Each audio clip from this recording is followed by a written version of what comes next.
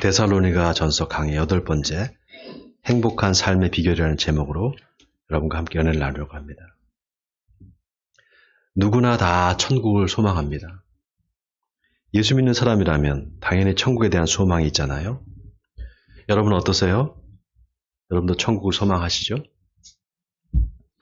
그런데 가만히 생각해 보면 이 천국 소망이라는 게 결국은 죽음 이후의 삶에 대한 기대가 아닐까 싶습니다. 천국에 가고 싶다라고 할 때 천국 그 자체가 아니라 천국에서의 삶이 본질 아니겠습니까? 그럴 수밖에 없는 게 천국이 어떻게 생겼는지 아무도 가본 사람이 없습니다. 자, 그러면 지옥은 어떨까요? 지옥에서의 삶이라는 게 있을까요?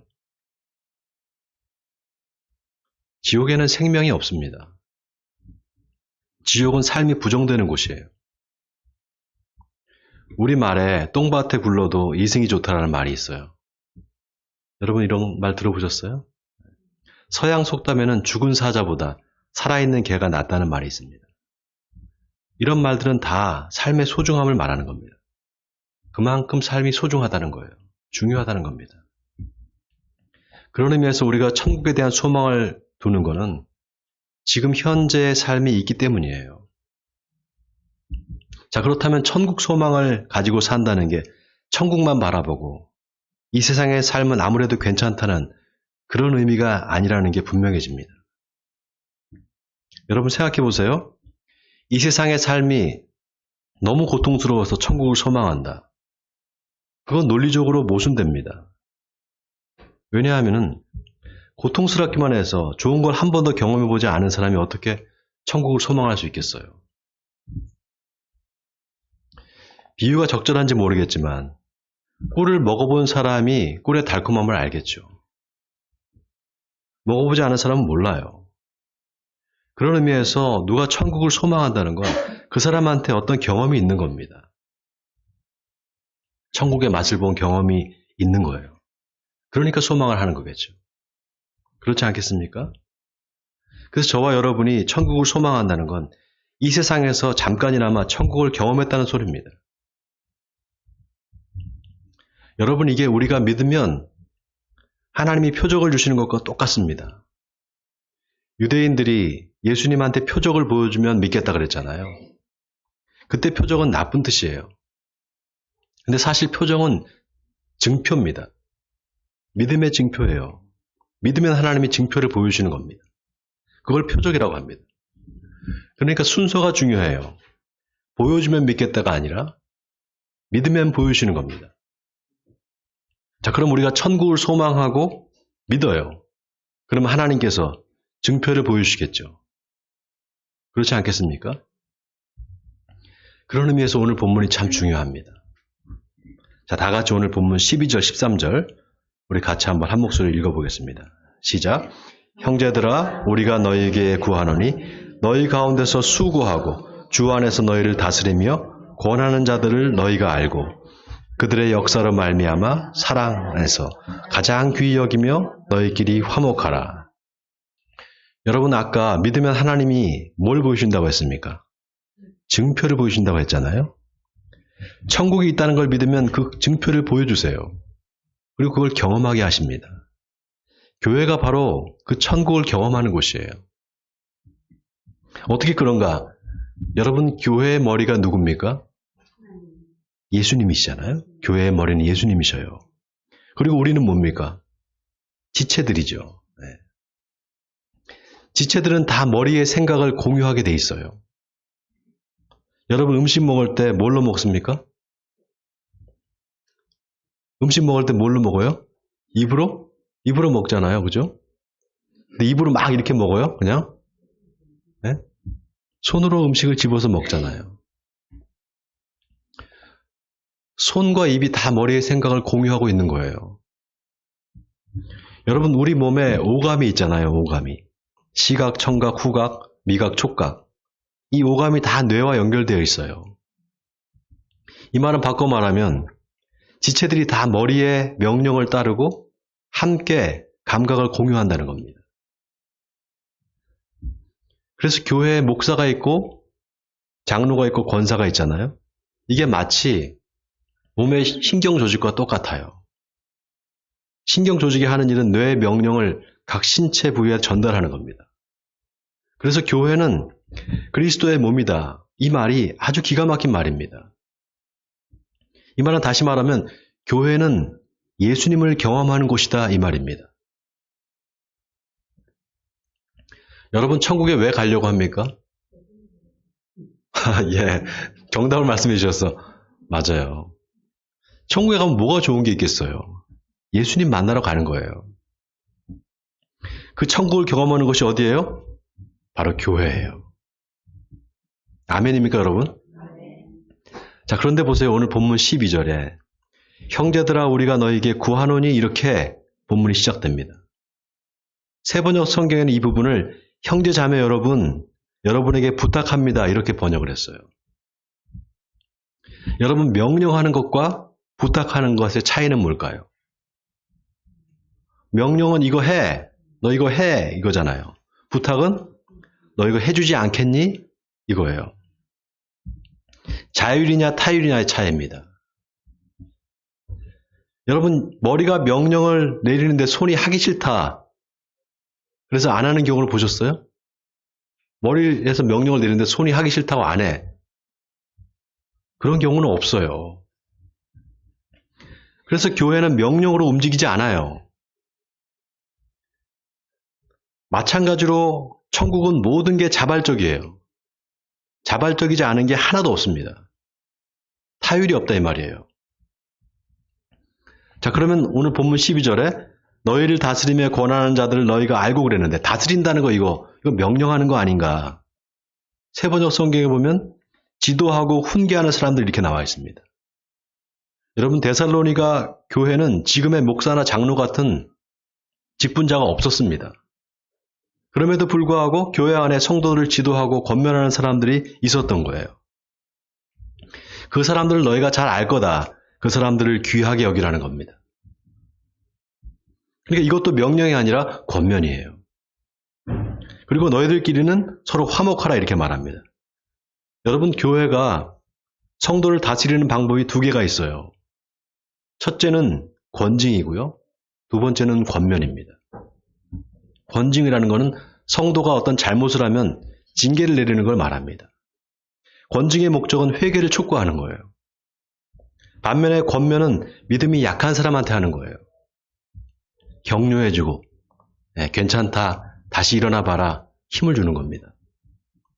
그래서 오늘 본문 14절에 또 형제들아 너희를 권면하노니 게으른 자들을 권계하며 마음이 약한 자들을 격려하고 힘이 없는 자들을 붙들어주며 모든 사람에게 오래 참으라 이렇게 말합니다. 뭐든지 노력하지 않고 요행을 바라는 사람들이 있어요. 그러다 일이 잘 안 되면은 하나님 탓을 합니다. 그런 사람들한테는 권징을 해야 할까요? 권면을 해야 할까요? 권징을 해야 돼요. 징계를 해야 되는 겁니다. 자, 그럼 마음이 약한 사람, 힘이 없는 사람한테는 어떻게 합니까? 권면일까요? 권징일까요? 권면이죠. 이렇게 교회는 권면과 권징으로 성도를 지도해야 됩니다. 그런데 사람이 금방 변하지가 않아요. 시간이 걸립니다. 그래서 참고 기다려줘야 돼요. 오늘 본문에 모든 사람에게 오래 참으라는 말이 그 말입니다. 스스로 변할 때까지 기다려주라는 거예요. 그러니까 이것도 타율이 아니라 자율입니다. 자, 그 다음 15절을 보세요. 삼가 누구에게든지 누가 누구에게든지 악으로 악을 갚지 말게 하고 서로 대하든지 모든 사람을 대하든지 항상 선을 따르라 그랬습니다. 여러분 악으로 악을 갚으면 어떻게 될까요? 아각대고 싸우는 수밖에 없어요. 네, 악을 악으로 갚으면. 아니 목사님 그러면 억울한 일을 당해도 좀 참으라는 겁니까? 맞아요. 참아야 돼요. 내 사랑하는 자들아 너희가 친히 원수를 갚지 말고 하나님의 진노하심에 맡기라. 기록되었으되 원수 갚는 것이 내게 있으니 내가 갚으리라고 주께서 말씀하시니라. 로마서 12장 19절 말씀입니다. 여러분 하나님은 보응하시는 하나님이세요. 그러니까 하나님께 맡기시기 바랍니다. 여러분이 직접 원수를 갚지 말고 하나님께 맡기세요. 자, 그 다음 16절에서 18절까지 우리 다시 또 한번 같이 읽어보겠습니다. 16절에서 18절까지입니다. 시작. 항상 기뻐하라. 쉬지 말고 기도하라. 범사에 감사하라. 이것이 그리스도 예수 안에서 너희를 향하신 하나님의 뜻이니라. 여러분 아마 이 말씀은 너무 많이 들어서 다 외우실 겁니다. 그런데 여러분 바울이 왜 이 말을 했는지가 중요해요. 항상 기뻐하라. 쉬지 말고 기도하라. 범사에 감사하라. 이것이 그리스도 예수 안에서 너희를 향하신 하나님의 뜻이니라. 여러분 이 말에서 뭐가 핵심일까요? 이 말을 통해서 바울이 뭘 말하고 싶은 걸까요? 항상 기뻐하라 이 말일까요? 아니면 쉬지 말고 기도하라? 범사에 감사하라 이 말일까요? 이것이 그리스도 예수 안에서 너희를 향하신 하나님의 뜻이니라 이 말이에요. 이게 핵심이에요. 하나님의 뜻이 뭐냐? 바로 너희가 항상 기뻐하고 쉬지 말고 기도하고 범사에 감사하는 거. 그게 하나님의 뜻이라는 겁니다. 이 말을 쉽게 말하면 너희가 이 땅에서 행복하게 사는 거. 그게 하나님이 원하시는 거다 이 말이에요. 자, 그럼 여기서 우리가 생각해 봐야 돼요. 데살로니가 교회의 성도들은 예수 믿는 것 때문에 고난받고 핍박을 받았어요. 그러니까 그들의 천국에 대한 열정은 간절했습니다. 열망이 간절했어요. 왜냐? 천국에 대한 소망은 핍박과 고난에 비례해서 더 세지거든요. 더 열망이 강해집니다. 그래서 사도 바울은 고린도전서 15장 19절에서 우리가 바라는 것이 다만 이 세상의 삶뿐이면 모든 사람 가운데 우리가 더욱 불쌍한 자다 이렇게 말했습니다. 바울이 당시에 초대교회 교인들이 얼마나 예수 믿는 것 때문에 고난받고 힘들었는지 이 말 한마디로 알 수가 있어요. 자, 그런데 지금 우리는 어떻습니까? 지금 한국에 예수 믿는 것 때문에 죽는 사람이 없단 말이죠. 그러니까 당연히 천국에 대한 소망도 어떨까요?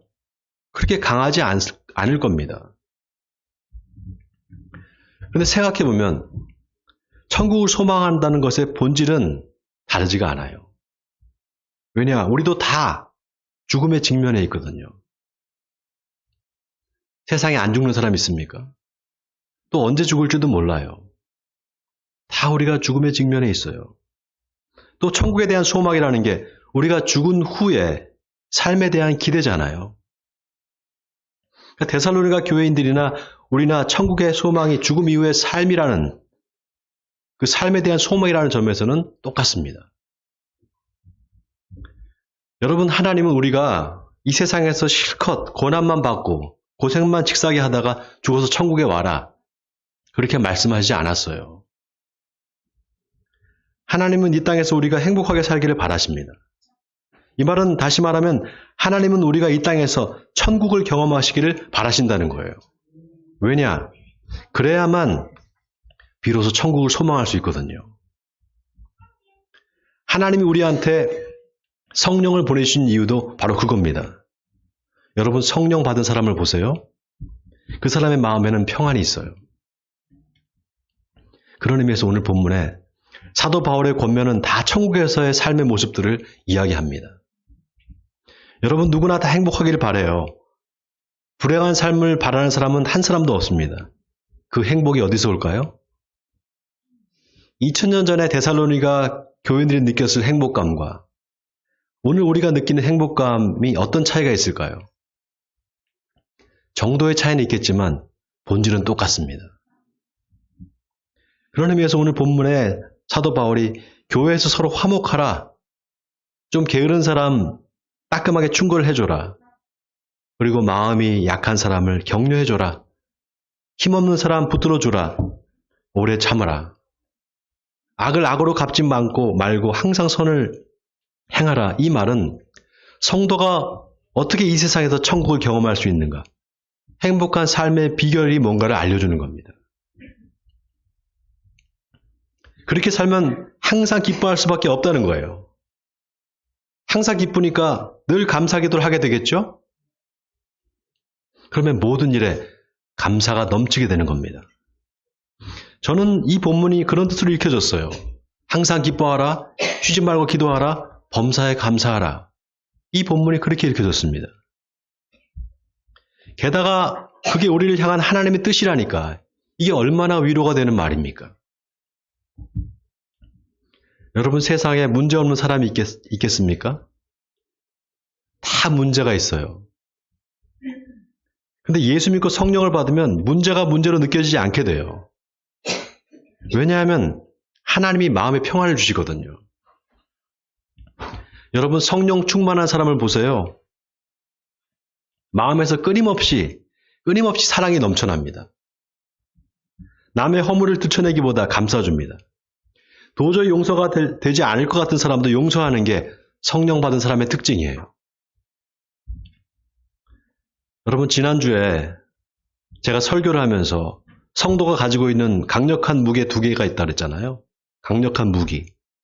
이걸 마귀가 제일 두려워한다 그랬죠. 그게 뭐라고 그랬습니까? 첫째, 믿음입니다. 자, 믿음은 이 뭐에 대한 믿음인가? 죄사함에 대한 믿음이에요. 죄사함을 받았다는 믿음이 바로 구원에 대한 믿음이죠. 두 번째는 사랑입니다. 사랑은 모든 걸 용서해요. 그러니까 사랑을 이길 무기는 없어요. 성령의 역사는 바로 이 믿음과 사랑으로 나타납니다. 그 반대로 마귀가 가진 무기가 있다 그랬잖아요. 그건 뭐라 그랬습니까? 의심과 미움이라 그랬잖아요. 그래서 마음에 의심과 미움이 있으면 천국을 경험하지 못합니다. 교회에서 천국을 어떻게 경험할 수 있는가? 성도들과의 사랑의 교제를 통해서 경험할 수 있어요. 지난주에 예배 끝나고 어떤 집사님이 우리 교회가 참 좋대요. 교회에 있으면 마음이 평안하고 좋다는 거예요. 여러분, 어디가 천국입니까? 예수님은 하나님의 나라를 말씀하실 때 하나님의 나라는 볼 수 있게 임하는 것이 아니요 또 여기 있다 저기 있다고도 못하리니 하나님의 나라는 너희 안에 있느니라 그랬습니다. 너희 안에 있다, 헬라어로 엔토스라는 부사를 썼어요. 영어로는 이게 within입니다. within. 뭐뭐 안에, 내부란 뜻이에요. 그래서 내 마음이 기쁘고 행복하면 그게 하나님의 나라이고 천국입니다. 저는 우리 아이들, 우리 교회 아이들을 보면 천국이에요. 애들을 만나면. 성도들 만나서 대화하는 게 그게 천국입니다. 여러분, 어떤 사람을 사랑한다. 여러분이 만약에 어떤 사람을 사랑한다. 그러면 천국이 이미 여러분 안에 이루어진 겁니다. 이게 다 성령이 하시는 일이에요. 예수님이 물과 성령으로 거듭나지 않으면 천국을 볼 수 없느니라. 천국에 들어갈 수 없느니라 그랬잖아요. 이때 물은 물 세례를 말합니다. 세례 요한이 요단강에서 베푼 물 세례가 여러분 뭐라 그랬습니까? 죄 사함을 얻게 하는 회개 세례라고 했잖아요. 그래서 물은 회개를 말하는 거예요. 자, 그런데 예수님이 그 물 세례를 받을 때 하늘에서 성령이 비둘기같이 내렸잖아요. 그러니까 물과 성령은 같이 가는 거예요. 이 말은 회개하면 하나님이 성령을 주시고 성령을 받으면 모든 걸 용서하고 사랑하게 된다는 겁니다. 바로 내 마음의 천국이 이루어지는 거예요. 그래서 오늘 본문 19절에 사도 바울이 뭐라고 말합니까? 성령을 소멸하지 말라고 말합니다. 성령을 소멸하지 말라. 다른 말로 하면 사랑을 잃어버리지 말라는 거예요. 서로 사랑하는 거 이거 잃어버리면 안 된다는 겁니다. 여러분, 우리 교회가 자꾸 보잘것없어 보이지만 하나님이 특별히 사랑하시는 교회입니다. 아멘입니까? 그걸 어떻게 알 수 있느냐? 우리 교회 성도들을 보면 알 수 있어요. 우리 성도들이 교회를 사랑하는 마음이 있어요. 누가 시키지 않아도 교회를 위해서 뭘 사가지고 와요. 어디 여행을 갔다 오면 과자라도 사갖고 오고. 또 식사를 알아서 다 준비합니다. 누가 시키는 것도 아닌데. 이게 사랑이 없으면 안 되는 일이에요. 다 성령이 역사하신다는 증거입니다. 자, 또 20절에 예언을 멸시하지 말라고 말합니다. 여러분, 성령은 예언의 영입니다. 또 계시의 영이에요. 그리고 예언과 계시의 목적은 하나님의 뜻을 드러내는 겁니다. 그러니까 성령의 인도하심을 받는 사람은 당연히 하나님의 뜻을 알게 돼요. 그래서 뭐가 선인지 뭐가 악인지를 분별합니다. 그런데 성령의 인도하심을 받지 못하는 사람은 하나님의 뜻을 분별하지 못해요. 그래서 지난주에 깨어있다라는 게 뭐라고 그랬습니까, 여러분? 깨어있다. 성령의 인도하심을 받는 상태를 말한다 그랬잖아요. 여러분, 하나님은 우리가 하나님의 뜻을 알기를 바라세요. 그리고 하나님의 뜻대로 행하는 사람을 기뻐하십니다. 그래서 하나님이 우리에게 성령을 보내주신 거예요. 왜냐? 성령은 하나님의 깊은 것까지도 통달하시느니라 그랬단 말이죠. 그런 의미에서 오늘 본문 21절에 범사에 헤아려 좋은 것을 취하고 악한 것은 버리라. 이거는 성령의 인도하심을 받는 사람들한테는 저절로 되는 일입니다. 노력하지 않아도 애써서 이게 좋은지 나쁜지 생각할 필요가 없다라는 거예요. 왜냐?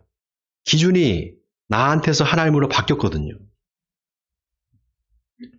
여러분, 예수 믿기 전에 선하다 악하다의 기준이 뭐였습니까? 나한테 좋은 거는 선한 거고 나한테 나쁜 거는 악한 거 아닙니까? 그거 아니었어요? 근데 예수 믿고 성령 받으면 그 기준이 바뀌는 거예요. 내 중심이 아니라 하나님 중심의 사고로 바뀌는 겁니다. 자기 중심적이고 이기적인 마음을 내려놓는 거예요. 그래서 야고보서 4장 1절에 야고보 사도는 너희 중에 싸움이 어디로부터, 다툼이 어디로부터 나느냐? 너희 지체 중에서 싸우는 정욕으로부터 나는 것이 아니냐? 이렇게 말합니다. 여러분, 아무 욕심이 없는 사람이 사기를 당하지 않아요. 욕심이 있으니까 사기를 당하는 거예요. 그래서 하나님을 믿는 사람은 언제나 평안합니다. 왜냐하면 욕심과 정욕을 십자가에 못 박았거든요. 그런 의미에서 오늘 본문 23절에 사도 바울이 하나님을 평강의 하나님이라고 고백한 건 참으로 의미심장합니다. 자, 다 같이 오늘 본문 23절과 24절을 같이 한번 읽어보겠습니다. 23절, 24절입니다. 시작.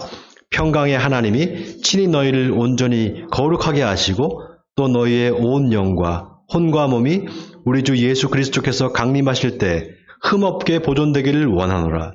너희를 부르시는 이는 미쁘시니 그가 또한 이루시리라.